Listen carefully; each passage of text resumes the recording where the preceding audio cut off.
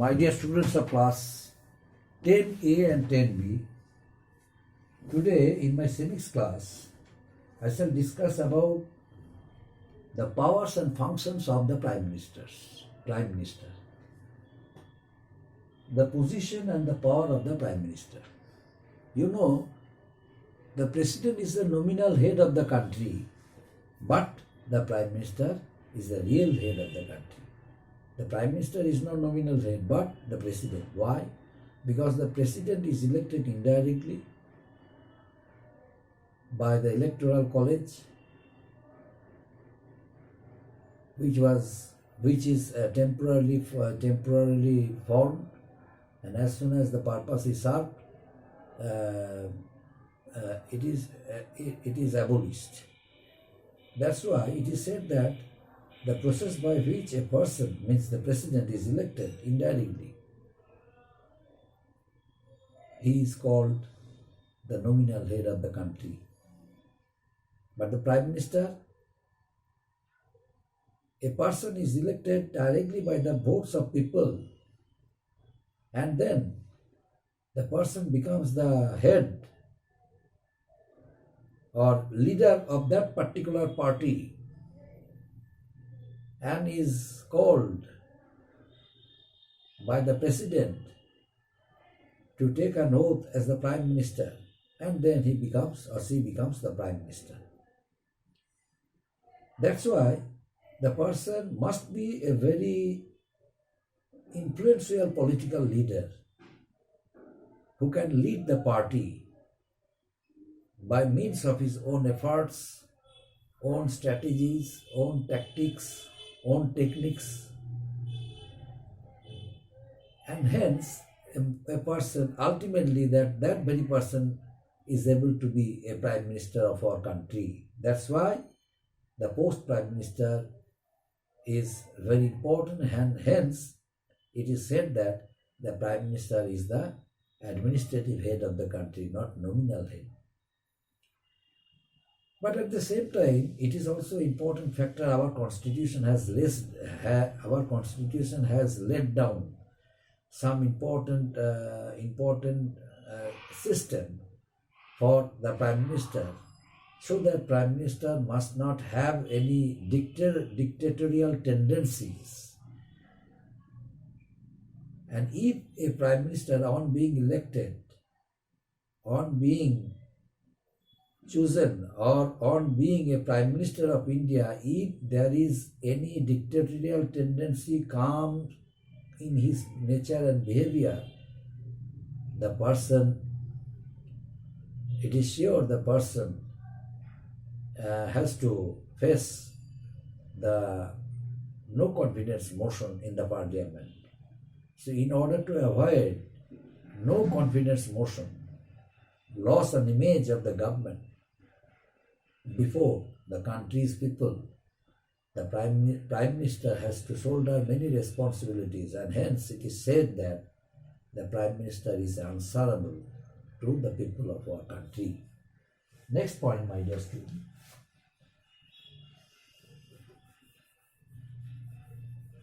Next point.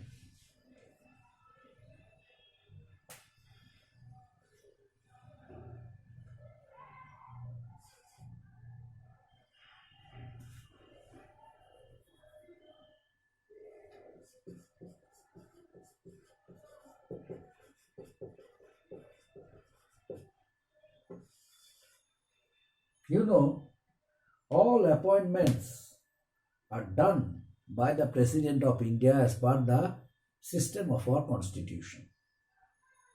Now, the process by which the President appoints the dignitaries of our country, like the judges of the Supreme Court, the Chief Justice of the Supreme Court, the judges of the High Courts, the Chief Justice of the High Court, the Chairman of the Planning Commission, the Chairman of the Union Public Service Commission, and so many important posts, important, chairmans, ambassador, of our country, ambassadors, appointment of different ministers, these all are done under the consent of the Prime Minister. So the President cannot appoint any person without being consented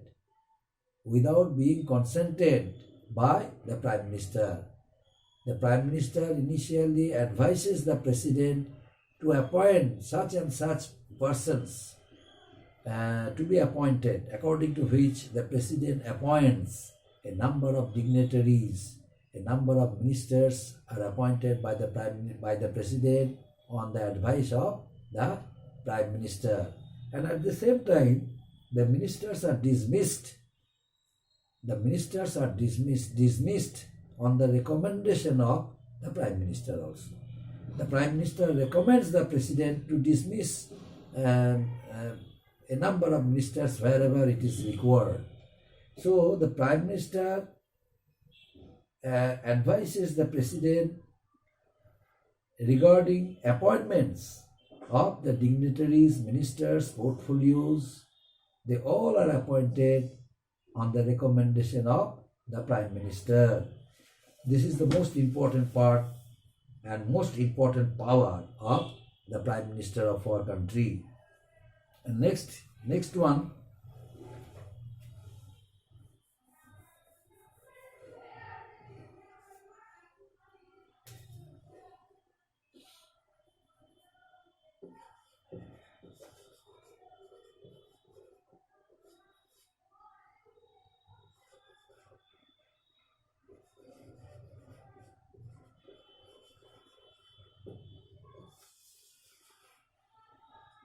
the Prime Minister has influence on Lok Sabha also. The Prime Minister not only is the chief spokesperson of the nation in the floor of the parliament or two houses of the parliament, Lok Sabha and the Rajya Sabha, but also the Prime Minister has influence in controlling the entire system of Lok Sabha. The Prime Minister advises the President to dissolve the Lok Sabha. At the same time, the Prime Minister advises the President to prorogue the Lok Sabha. Whenever it is required that the Prime Minister and his ministry has no support from different parties, in that case, in order to prove that majority support also is with them, the Prime Minister has to dissolve the Lok Sabha, but the Prime Minister cannot dissolve directly. The Prime Minister initially advises the President to dissolve the Lok Sabha. So the Lok Sabha is dissolved temporarily, and then the Prime Minister, then further election may be declared, and if the Prime Minister fails to prove his majority in the House, in that case, the whole ministry is supposed to resign and fresh general election is held. But in order to save the money, because conducting election is not only a matter of joke, but it causes huge amount of expenditure. In order to save the money of our country, sometimes President plays an important role in choosing another one to be the Prime Minister. The President consult different political parties and their leaders if they are able to form government in the center in order to avoid fresh election, in order to save money of the country. That's why as soon as a no confidence motion is passed in the House and one Prime Minister failed to prove it, in that case, before conducting fresh election, the President generally, if it is possible, if opportunity leaves there, in that case the President can choose any person to be the President, and in that case, if the person is able to form, to take supports of different political parties, and in that case, they are able to form government, and Prime Minister can appoint the person to be that Prime Minister and the President can appoint the person to be the Prime Minister of India. And another thing is that this is the drawback of the Prime Minister. And another thing is that, the Prime Minister is a link between, as I mentioned earlier, the Prime Minister is a link between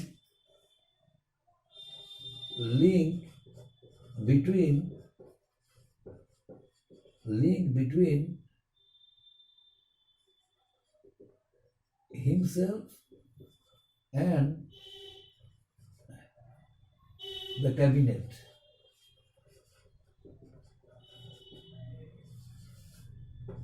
Prime Minister is a link between himself and the cabinet.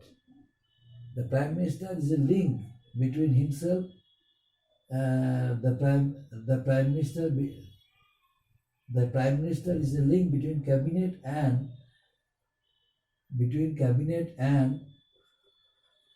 president. Is a link between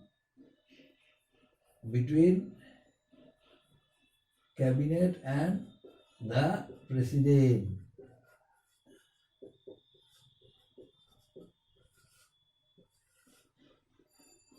Prime Minister is a link between the cabinet and the president. The Prime Minister is a link between the cabinet and the president. Now why is it? Because all the decisions which are taken by the cabinet, the Prime Minister has to communicate it to the president.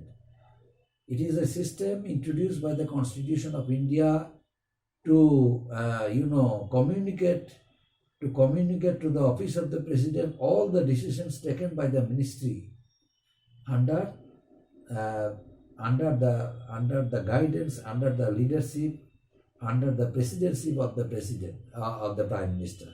That means Prime Minister, after having taken decision in presence of the cabinet ministers or council of ministers, the decision whatever is taken, whatever is taken is communicated to the office of the president for his conveniences. If the matter is related to the matter of administration of the union, in that case, the Prime Minister can communicate the message to the president, otherwise not. If the matter is related to the union, related to the national policy of the government, in that case, the government, on behalf of the government, the president cannot communicate any message to the president about the decision taken in the ministry. But if the matter is related to administration of the union, any administrative policy already has been framed. In that case, what policy has framed? Since it is a matter of administration of the union, the Prime Minister, on behalf of his government, on behalf of the cabinet, the Prime Minister has to communicate it to the president, but not in the case of national interest or national policy. Another thing is that the president can ask the council of ministers to reconsider any matter which has not been considered by the cabinet, on which a decision has been taken by a minister. Any decision which is taken by the minister, council of ministers or cabinet, the president has the special power to reconsider the matter, and on request of the president, the cabinet can reopen the discussion in presence of the Prime Minister, and if it is possible by the cabinet, if it is possible by the council of ministers to reconsider the request of the president, or to reconsider the appeal of the president, in that case the council of ministers or the cabinet can reconsider the matter, since our Prime Minister, our President is the nominal head and at the same time head of the constitutional head. That's why, in order to pay respect to the post of the president, the prime minister and his council of ministers or cabinet can reconsider any issue on request of the president. But the president may call for information regarding the affairs of the union and the prime minister has to furnish such information. Whenever the president calls for having any information regarding union administration or regarding union, suppose the president is not informed by the prime minister and the council of ministers regarding any decision duly taken related to administration of the union, in that case the president may call the council of ministers of the prime minister for having the decision taken by the ministry, and in that case the prime minister is supposed to communicate the message or what decision they have taken regarding the cabinet meeting. It is done for the conveniences of the President of India. Up to this, my dear students, next day the remaining part of the lesson will be continued. Thank you.